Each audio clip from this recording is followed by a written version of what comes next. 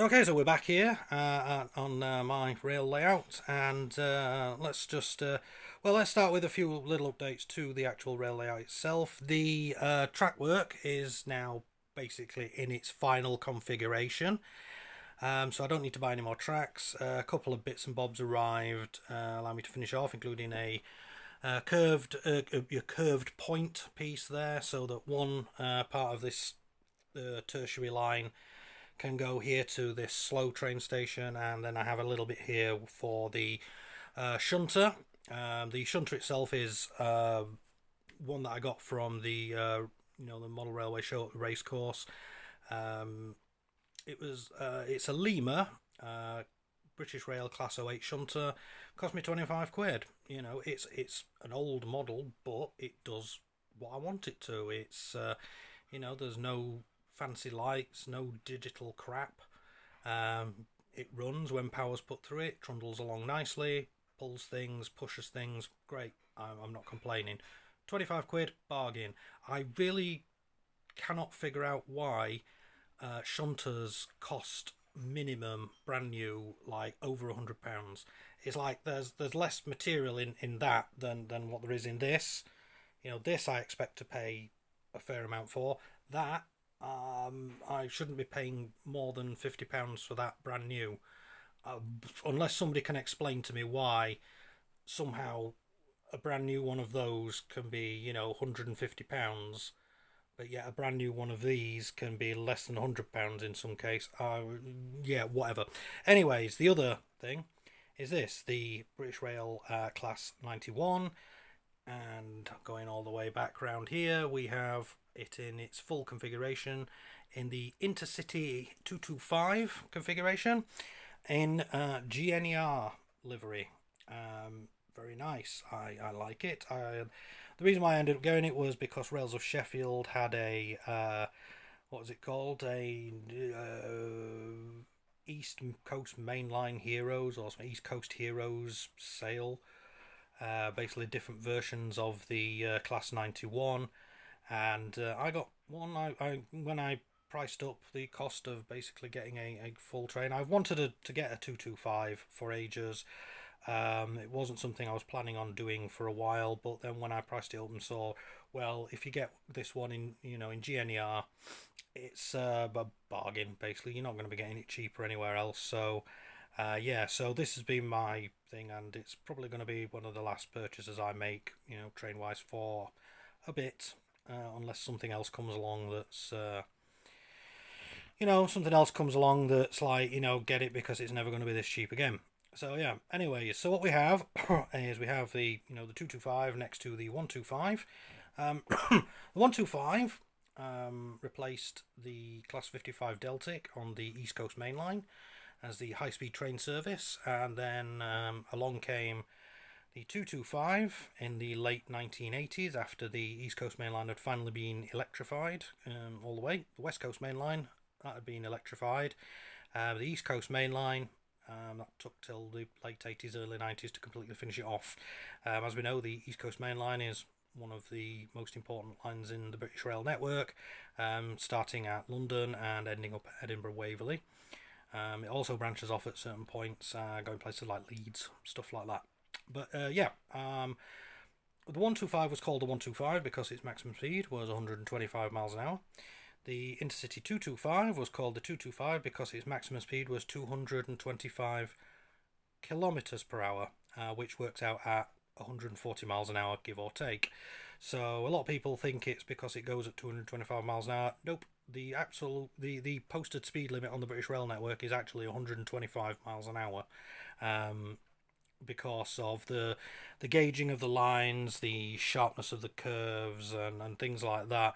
It's generally not recommended to go above 125 miles an hour, and even then, probably try and keep it to under 125 miles an hour. There are certainly parts where you can hit 125. There are certainly parts where you can hit 140. It's just that it's not, generally frowned upon. They did try in between the introduction of the 125 and then subsequently the 225. The APT was developed, which was intended to regularly travel at speeds of 140 miles an hour. The problem with the APT was that it basically, after about 2 decades worth of development, they hadn't actually built one. And the government said, look here, we've been giving you money for the best part of 20 years to, get this new super duper train that can do 140 miles an hour on a network that realistically you should only be doing 125 max. You haven't actually built one yet, so come up with something sharpish, otherwise, we're going to stop your money. So they built an APT, and it debuted in the early 80s, and it was an absolute bag of shit. It was very noisy, it was very uncomfortable for passengers, it wasn't very good at all, so it ended up, the project ended up basically being abandoned. After 20 years of development hell and all that money pissed up the wall, they abandoned it. However, this one, the 225, ended up being the backup plan. One of several backup plans, actually. One of the backup plans was the Class 89 electric locomotive, which looked promising, ended up going nowhere. Only one of them was built, as a proof of concept. It worked fine, but, this one was better, the Class 91.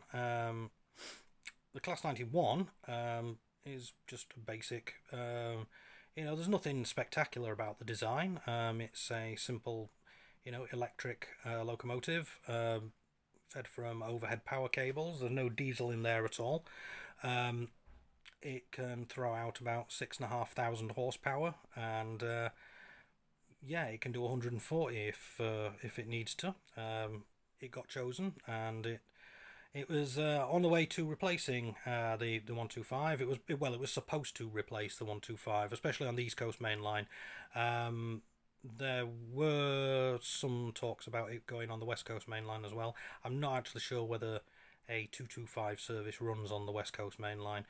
But yeah, the main user of the 225 service is the East Coast Main Line, and this livery represents the period between 1996 and 2007, when Great North East Railways, GNER, had the franchise for the Intercity service, and they also managed a lot of the stations that used the Intercity service, including Doncaster. I've always liked the GNER colours, very nice, simple, a nice dark blue along with red, yellow bits on the locomotives where required, everything else nice and, no fancy, garish, overlapping colours and weird patterns and stuff like that. It's just nice and simple, that thing. And I spent a fair bit of time on this particular thing, because the service, the Intercity service from London to Edinburgh runs through Doncaster, and if you get on that particular train, you'll get on at Doncaster, and the next main station along the line going north is York. So if you get on it going in one direction, you'll end up in Edinburgh via York and stuff like that. Get on it going in the other direction, you'll eventually end up in London, but I'm not quite sure what stations it stops on the way down. But the service also ran to Leeds as well, which is the one I mostly spent my time on, because my grandma and granddad used to live at Leeds, and it would basically go from Doncaster to Wakefield Westgate and then Leeds, and that would where it would terminate, and then it would load up and go back down to London. That's what I did, and I travelled on the 225 quite a few times. Also travelled the same route on a 125 in GNER colours, but a lot of the time it was indeed the 225. I don't think I ever got up to 140 miles an hour on it, but hey. But yeah, so what did I get? Well, I got all of this from Rails. Well, actually, tell a lie. I got all but one of the coaches from Rails of Sheffield as part of their deal. One of the coaches I'd actually gotten from eBay, but these are all Mark IV coaches, and because of the times, the times that changed, they do a nice thing of having letters on the coach to denote the order that they're supposed to go in. So we start at the front end. Now, when this train set off from London, they would call this the Edinburgh end, which is the actual power car itself, the Class 91 locomotive. The actual model itself is great. I like how there is there's a driver inside. Don't know whether you can see him. Let's twist us around a bit more. There's a little driver inside there, you can see. But yeah, the front lights light up, and these are omnidirectional lights. So when it's going forwards, they are white. When it's going backwards, they are red. It also has lights at the other end as well, which are in here. If you can see my finger there. In here, again, red when it's going forward, these lights come up red. When it's going backwards, these lights come up white. You can see there's also a small, a little sort of cab and auxiliary driver station in there, because this is one of the things. The first coach doesn't have a corridor connector. It has a big metal door because nobody needs to be able to get from here into here, because all there is in here is controls and stuff for driving, and I think also the guard or conductor. That's where his little cubby hole was. But there's literally nothing in here of interest to any passengers, because once you get past this part, all that's inside there is big electric motors, high voltage electric things, where if you go in there you would get electrocuted, which would be very silly. There's probably some train spotters out there who would come in the pants if they were allowed to go through this door here, but they would probably get electrocuted, and that would be extremely hilarious. But yeah, this actual engine bears the name Reverend W. Audrey, which I believe he was something to do with the Salvation Army. But yeah, this is the correct thing there, because obviously this is all Hornby. By the way, this entire train is Hornby. Correct number of 91124. The model itself is DCC ready, which I'm informed that if I decide to go digital, which I'm not planning on doing for quite some time, I can put a 21-pin DCC chip inside it, which will not only make it make noises, it will also allow me to turn on the lights in the cab. Oh, that's well worth spending like 200-400 quid on to upgrade to digital, you know. Buy a chip to put in it, and then buy a digital controller and a digital power system and stuff like that. Yeah, that's well worth it just to be able to turn a fucking light on and listen to some noises. Yeah, great, fuck off. I am still not convinced on the whole digital thing, to be honest. There's a lot of people fucking swear by it, but sorry, I just don't see the point. It's added expense for not much gain. But yeah, anyways. We'll move the train forward a little bit. I'll just show you that. There we go. And the first carriage, as we can see on the door there, you can't because it won't focus. There we are. Carriage B. Carriage B is a standard class open carriage.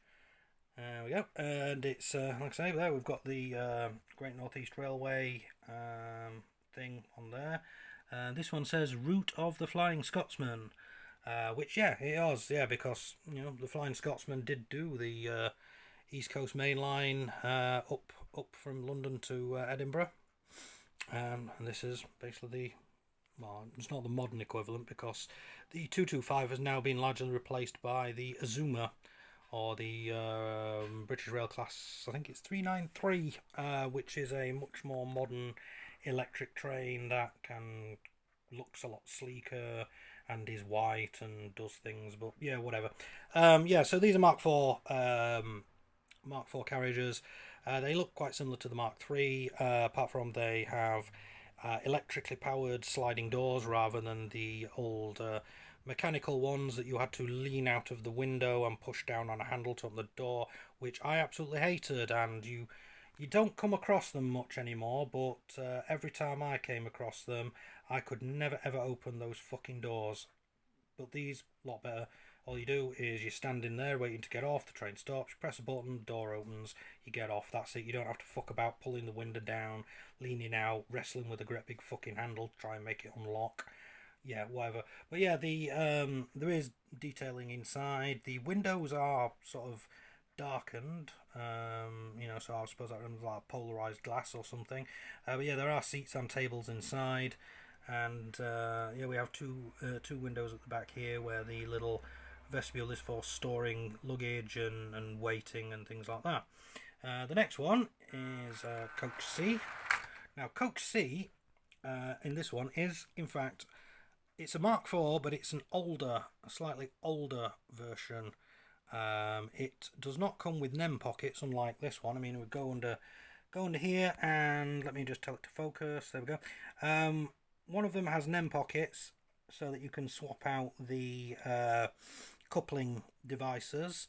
They're fitted with the standard sort of tension claw couplers, but you can pop those out and replace those with coupling rods or the European style hook and ring connector things. But this one, because it's an older one, it just comes with the couplers moulded straight onto the bogie, with the large D-ring coupling there instead of the more modern smaller one. This has caused a few problems with this one because the carriages like to decouple themselves, and I've had a couple of incidents where the engine and coach B decouple and the train sails off, then the rest of the train rolls backwards and the back end of the train crashes into the front end of the train and things go flying everywhere, and it actually led to one of the couplings being broken, because it's a pain in the arse. Anyways, so back to Coach C. Coach C is a standard class. Now, it's called standard class because, by the early 2000s, train companies had kind of realised that people didn't like being separated into first and second class, because if you're in second class, you might as well be called scum class. So they changed that to standard class, first class, standard class. And because this is the Scotland pointing end, the other end of the train is known as the London end. The first class section is usually located at the London end because, as we all know, people from London are better than you in every single way, shape or form. Doesn't matter what you do, just because they sort of live in closer vicinity than the Queen or the King now to you. They must be better. Yeah, fuck off. There's some right scumbags in fucking London. But yeah, so yeah, that's a second class. Now, this is the third coach. Third coach is on mine is Coach F. There. Oh dear, why is that doing that? I actually wanted to zoom in on that. So yeah, this is Coach F. Now, Coach F is slightly different from coaches B and C insofar as it has a turlet. In all other respects, it is identical to Coach B. It has the polarised windows, the polarised tinted window. Why does it keep taking the fucking thing out of focus? Yeah, polarised tinted windows. It has the tables and the chairs inside. However, at the back end here, which you can't actually see properly on this side, but you can on the other side. Let me see if I can get a thing of it on the other side for you. As you can see there are no windows on that, whereas there are windows on coaches B and C. That's because that bit there, where there are no windows, if I can get it there back, that's where the toilet is. There is a what they call an accessible toilet there, which if you've ever been in one of those trains, you'll know that the seating area comes to an end here. There is an electric sliding door, and then you go through here. There's a bit of a place on this side for you to put luggage, but on this side there is basically a cubicle with another rounded door that basically it comes out and it goes round like this, and inside that cubicle is a toilet, a toilet and a sink. One time when I was on one of these trains, and a woman had gone in and plunked down on the toilet, but she'd actually forgot to pull the switch inside to lock the door, so I went to go for a slash, pulled the handle on the door to open it. It opened, and she started screaming because she was sat there with her knickers round her ankles. Stupid fucker. But that's Coach F. The only real difference is all of these were the same price. Well, obviously Coach B was slightly cheaper because it's an older model and I got it off eBay. But all the coaches were the same price. There is a jump between, obviously, there's Coach C. There's no Coach D and E because I couldn't find any. But yeah, so we move on now to the next one, which is Coach. Let me see if I can get it to focus without... No, it's deciding to do that instead. I told it to focus, and instead of focus it zoomed. But yeah, Coach H. Coach H is the cafe bar coach. This is also the first class section, or a part of the first class section. This bit here is supposed to be the first class section. Technically, I should have this the other way around. I should have the first class section here and the cafe bar at this end. But yeah, this is a typical, typical site. You have the kitchen bar section here. Obviously, the kitchen is a very limited kitchen. It's not like they have, like gas ovens and stuff like that in there. They'll warm you a sausage roll and stuff like that up. You can get a cup of tea, a cup of coffee, bottle of pop, packet of crisps, some sweets, sandwich, whatever. You'll be charged an exorbitant amount of money for it, because they know that while you're on the train, if you haven't already brought something to eat or drink, they've got you by the bollocks, so they can charge pretty much whatever the fuck they want, and you will pay it if you want to eat or drink. But yeah, that's that bit there. The actual, what they call it, is represented inside, which is nice. Again, we have this here, which is the first class section. As you can see, whereas the windows are kind of a reddish tint, these first class windows are actually proper polarized black. That's because this is a first class section, and the people who have paid to sit in it are better than you, and thus they deserve more protection from UV rays than what you scumbags down here do. So yeah, that's that. And then the final car on here is the DVT, or driving van trailer. There is a corridor connector here, because this part here people can actually stand in. There's no engine or motors inside here, but there is auxiliary controls for the driver, for rather than turning the train round on a turntable, which, can you imagine trying to turn this fucking thing round on a turntable?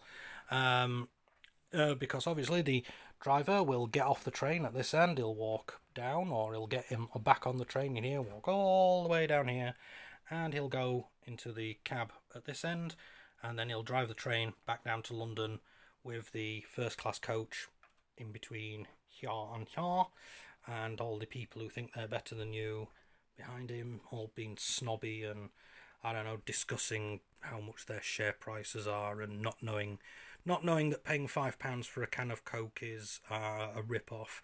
But yeah, never mind. But yeah, there is a small thing in here.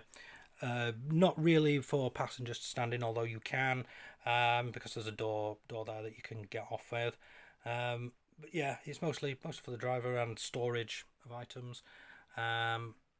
This particular part of the model, again, it has directional lighting. So when this is going, when the train is going forwards, the lights come on here and they are white. When this train is going the other way, backwards, when that end of the train is the front, these lights on here are red. When this end of the train is the front, as in it's going back down to London, these are white, that one's red. There are no rear lights on this one, obviously, because there's no rear bumper or rear control thing. This isn't powered, it has no engine, no motors, or doesn't even have any electrical pickups on it. The train's entire power supply comes from the pantograph at this end. So yeah, that's a tour of the train. Do I like this model? I very much do. The price I paid for it was very cheap. Not massively cheap. We're not talking like a couple of quid. But it was certainly a lot less than I'd priced up getting a 225 at some point. Obviously, I don't have a first class coach to stick in there. That's something that I will get at some point in the future. Also, I don't have a full train. You are supposed to be able to put a full 225 is supposed to be 7 carriages, power car, DVT, and 7 carriages, pretty much same as the 125. So I'm missing a first class coach, and I'm missing another standard class coach. Not priority, really, to be getting them, but I probably will get some at some point in the future. So yeah, I do like the overall model. I do like its performance. I didn't have to fuck about with it, greasing anything, unscrewing anything, and other than the damage that inflicted to it by its own kind of problem that I had to repair, I've had no real incidences. The only thing I will say is that the accessory packs that come, like I said, they come with, the more modern ones. So basically all the coaches, apart from the one there with the clear windows, the actual DVT and the power car as well come with accessory bags. And in those accessory bags are standard claw tension claw couplings. They also have the European, like I said, hook and ring type couplings, and they also come with a very curious connector rods. Now, some of these are held together with connector rods. For example, the DVT and the buffet car are held together with a connector rod, which allows them to be coupled closer, as you can see here. As is the buffet car is also connected to the turret with a connector rod, as you can see there. However, that's the what they call it one. That's the older one. But yeah, these two here, the 91 locomotive and the car B, coach B, they're connected with the old the tension claw, where it's a thing like that, and then a claw flips over, and that one, the old-fashioned one. They're connected to that because even though there are enough coaches that I bought brand new Hornby from Rails of Sheffield, the accessory bags do not contain enough connecting rods for you to connect all of them together. It does contain connecting rods, oh yes, yeah, but there are two different versions of the connecting rods. There are long ones and there are short ones, and considering that I have 1, 2, 3, 4, 5 brand new things, so that's 5 accessory bags, it does not include enough connecting rods for me to connect. Well, I'd need 1, 2, 3, 4, 5 long connecting rods. In the accessory bags, there was only 3. One there, and I'm lying, there was only 2. Yeah, one there, one there. That's a claw, that's a claw, that's a claw. Why did you include 3 short connecting rods, which don't even fit? I will say that now, they don't even fit. If I put one of the short connecting rods into the back of the DVT and then try and plug it into the NEM pocket on the buffet car, will not fit. Yep, all I'll end up doing is trying to crush these two together, and there's about, quarter of an inch gap between the clip and the NEM pocket. That's fucking crap. Yeah, I know that you can get rods in different sizes and whatever, you can also get magnetic couplings, but when you're including stuff to connect the fucking trains together, keep your consistency. Yeah, if you're going to include one of each type of the thingy coupling, make sure that it actually fucking fits. Yeah, Hornby, you're a bunch of cunts. Right, next, the next gripe, because like I said, these are the gripes. Yeah, connecting rods is the biggest one pissed off. The other gripe I have is that the height of the connection point between the Class 91 and any coach I use is slightly too low. Yeah, it's slightly too low. So the connector claw for the coach disconnects itself, and it does the same here as well, although that's not the reason why this disconnects. But yeah, it disconnects itself occasionally, but the claw from the actual engine manages to hold them together. I don't know why they couldn't have gone, oh yeah, maybe we should have the connection points the same height. That problem could easily be solved if they'd just included a fucking connection rod that was the right length. Yeah, tried a short connection rod on that, nope. Tried a long connection rod on that, works. Unfortunately though, I need them for the back end. Yeah, so, dear Hornby, how would you like to send me some fucking long connector rods so that I can connect all these together properly? Yeah, anyways, so yeah, they're my only 2 gripes. Whatever. But as trade itself, yes, I loved it. For the price I paid, bargain, and runs nice and smoothly. Didn't have to do any greasing, unscrewing, anything like that. The only repairs I had to do were because of me. Yeah, I repaired it, it's fine, whatever. So yeah, anyways, let's send this off on a journey. We've rolled it along a little bit, but let's start that. Now, the motor does not make any noises, it's nice and quiet, and the only noises you can hear are, the lovely sound of train wheels running along the track. They get the kind of hiss and grind of the wheels moving on track, the occasional of it going over lumps, because that's what that noise is. That's where the railway sleeper, that's where the rails, that's where the joints are on the rails, and that's what noise it makes when it goes over them. little bit of trivia there for you. Oh, train trivia. Oh, I'm going to come. But yes. So, yeah, that's the Hornby Class 91, Intercity 225, whatever you want to fucking call it. Electra, if you're backward. But yeah, awesome. I like it. Do I recommend it? Of course I fucking do. I mean, if I like it, why wouldn't I recommend it? That'd just be stupid, wouldn't it?